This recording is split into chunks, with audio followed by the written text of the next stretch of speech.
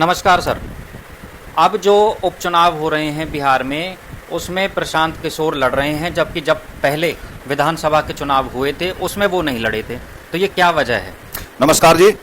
प्रशांत किशोर जी ने पार्टी बनाई थी जन स्वराज पार्टी, और उन्होंने पूरे बिहार में पद यात्रा भी निकाली, और उनको पूरा विश्वास था कि मैं इसमें सफलता हासिल करूंगा, क्योंकि उनकी एक जो है इलेक्शन कैंपेन के लिए उन्होंने एक कंसल्टेंसी एजेंसी है आईपैक के नाम से, और वो बहुत सारे स्टेट में इसकी इन्होंने बहुत सारे लीडर ने सहायता ली है। ममता बनर्जी ने भी के लिए भी जो ये बहुत हंगामे हुए हैं कि आईपैक के वहां पे सीबीआई ने छापा मारा और ईडी ने छापा मारा और वो ग्रीन फाइल ले ली, वो इनकी ही है आईपैक जो। तो इनको पूरा विश्वास था कि मैं जीत जाऊंगा, लेकिन जब आम चुनाव हुए और बिहार में इन्होंने देखा कि भाई यहां तुम्हारी दाल गलने वाली नहीं है, तो इन्होंने खुद नामांकन नहीं किया, अपनी पार्टी के कैंडिडेट तो उतारे। इनको पता था कि रिजल्ट ऐसे नहीं आएंगे, तो इन्होंने खुद नामांकन नहीं किया और बहाना यह बनाया कि भाई मैं पूरे स्टेट में कैंपेन करूंगा, इसलिए मैं खुद नहीं लड़ रहा हूं।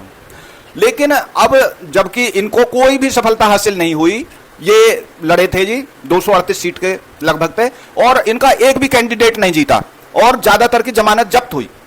तो ये बहुत हताश निराश हो गए, और जैसे ये पहले दावे कर रहे थे कि मैं तो 2/3 बहुमत ले जाऊंगा, आधे से ज्यादा ले जाऊंगा, वहां जब इनकी इतनी लानत अमानत होगी, कोई सीट ही नहीं मिली, तो ये एकदम से जैसे वो हो जाते हैं ना, एक राजनीतिक परिदृश्य से आउट हो जाना, उससे बिल्कुल अलग हो गए। लेकिन इनके मन में दबी हुई इच्छा जरूर है कि भाई तुम्हें राजनीति में आना ही आना है।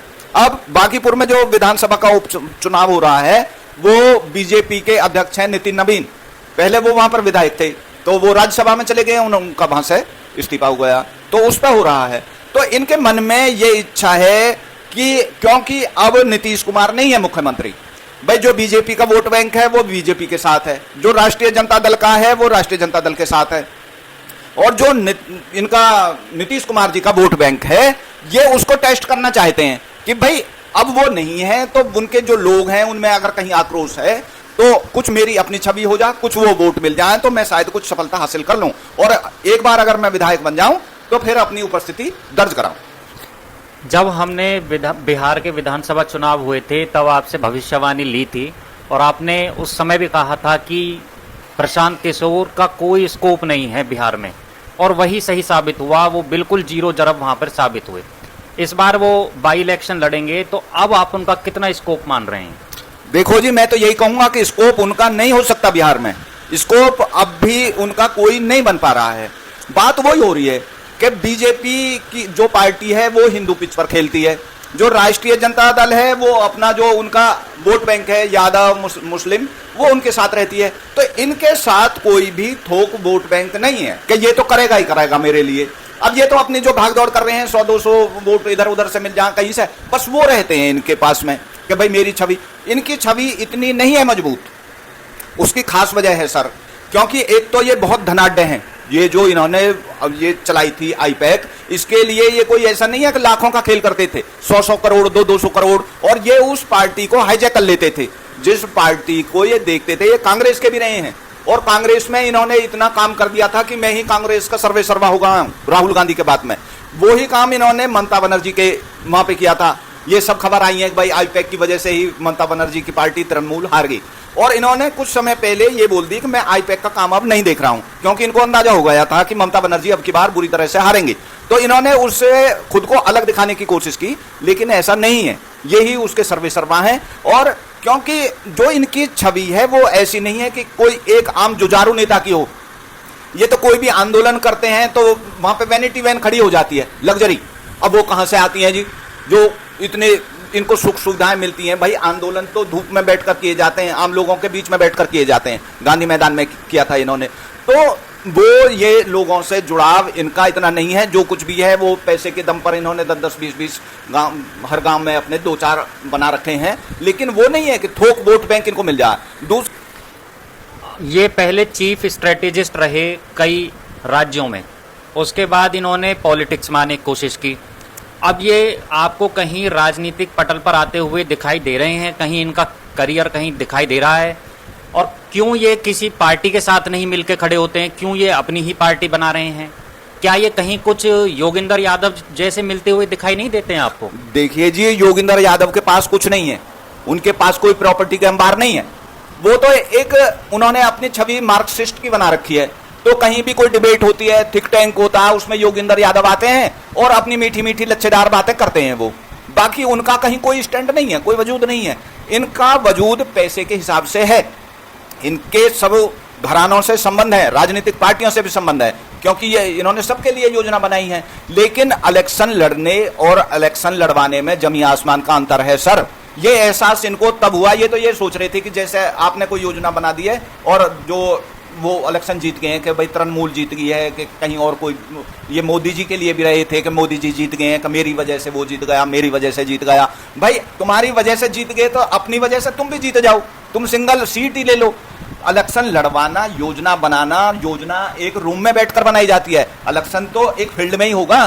बिल्कुल वही है कि एक खिलाड़ी को कोचिंग देना अलग चीज है, लेकिन जो वो खिलाड़ी की परफॉर्मेंस है वो तो फील्ड में होगी, वो तो खिलाड़ी की अपनी क्षमता है। तो वही स्थिति इनकी है कि जब इनके पास वोट बैंक नहीं है तो ये किस आधार पर आगे चल पाएंगे। तो मुझे इनका कोई भविष्य दिखाई नहीं देता है। और इन्होंने अभी जो वहां पे बीजेपी का पहले जो घोषित हुआ था उम्मीदवार, एक अभिषेक बंटी के नाम से है, वो नितिन नवीन जी का खास आदमी था। अब ये बात जब आगे पहुंची, वो जो स्थानीय नेता थे वो उसके विरोध में थे, लेकिन नितिन नवीन जी ने उसको टिकट दे दिया। फिर उसकी बात आगे आला कमान तक दिल्ली पहुंचाएगी कि भाई इसकी जो पृष्ठभूमि है थोड़ी सी गड़बड़ है, इसके जो पेरेंट्स हैं वो कहीं ना कहीं चारा घोटाले से लिंक उनके जाते हैं। तो उसको आनंद फानन में तुरंत हटाया गया और उससे ही कहलवाया गया कि मेरी पारिवारिक स्थिति ऐसी है कि मैं इलेक्शन नहीं लड़ पाऊंगा। नॉमिनेशन उसने अपना वापस लिया और उन्होंने एक आम से कार्यकर्ता नीरज कुमार को टिकट दे दिया। वो बहुत देखने में ही आप देख पाएंगे बहुत सीधे से आम कार्यकर्ता हैं। तो बीजेपी को तो पूरा कॉन्फिडेंस है कि भाई मैं तो अपने एक बहुत छोटे से आम कार्यकर्ता बूथ लेवल के को खड़ा करेंगे और वो जीत जाएंगे। तो अब ये चाह रहे हैं कि अब की बार ये लास्ट में इस चीज को और टेस्ट करना चाहते हैं कि जो नीतीश कुमार जी हट गए हैं उस चीज का मैं कहीं बेनिफिट ले पाऊंगा या नहीं ले पाऊंगा। अगर ये अब की बार में इन्हें आशा के अनुकूल परिणाम नहीं मिला तो ये इस चीज से बिल्कुल हट जाएंगे, क्योंकि फिर तो इनके लिए कोई स्कोप बचेगा ही नहीं। और उम्मीद यही है कि इनको सफलता हासिल होना एक मुश्किल ही नहीं, असंभव बात है जी। तो लास्ट मेरा सवाल ये रहेगा कि क्या ये अगर इस बार भी असफल होते हैं और इन्हें राजनीति में अपने आप को कुछ दिखाना है तो क्या फिर ये आगे किसी पार्टी के साथ जुड़ेंगे या नहीं? ये किसी पार्टी के साथ नहीं जुड़ेंगे जी, क्योंकि कोई भी पार्टी इनको जोड़ना ही नहीं चाहती है। ये चीजें हो चुकी हैं सर। ये कांग्रेस के साथ में रहे हैं, तृणमूल के साथ में रहे हैं, और अब अखिलेश जी ने भी पहले कांटेक्ट किया था, इससे कॉन्ट्रैक्ट कर लिया था कि भाई ये हमारे यूपी में बनाएंगे। अब उन्होंने अपना पल्ला झाड़ लिया कि भाई हमारे पास पैसे नहीं है इतने। तो इसकी खास वजह ये है कि ये किसी पार्टी के लिए सिर्फ प्लानिंग नहीं करते हैं, ये उस पार्टी को हाईजैक कर लेते हैं, उसके सर्वे सर्वा बनने की कोशिश करते हैं। इनकी दखलंदाजी इतनी ज्यादा होती है कि जो वहां के लीडर हैं फिर वो अपने आप को उपेक्षित महसूस करते हैं। तो इसलिए सभी को पता है कि भाई ये चाहते हैं कोई जमी जमाई पार्टी मिल जाए और उसका सर्वे सर्वा मैं बन जाऊं। तो ये खाली किसी पार्टी के कार्यकर्ता या किसी के अधीनस्थ बनकर नहीं रहना चाहते हैं। तो सभी पार्टियों को इस बात की पता है, इसलिए कोई भी ये चाहे भी तो भी कोई भी पार्टी इनको नहीं लेगी, कोई ज्वाइन नहीं कराएगा, क्योंकि सभी को पता है कि फिर ये पार्टी को हाईजैक कर लेंगे। इसलिए मुझे इनका कोई भविष्य आगे नजर नहीं आता है। बहुत बहुत धन्यवाद सर। आपने पहले भी भविष्यवाणी की थी प्रशांत किशोर पर जो बिल्कुल सटीक साबित हुई थी, और इस बार भी आप कह रहे हैं कि प्रशांत किशोर का कोई भविष्य नहीं दिखाई दे रहा है। वो केवल इस बार भी नीतीश कुमार की अनुपस्थिति में ये चेक करना चाह रहे हैं कि क्या अब वो अपने लिए कोई स्थान बना पाएंगे या नहीं। बहुत बहुत धन्यवाद सर। धन्यवाद जी।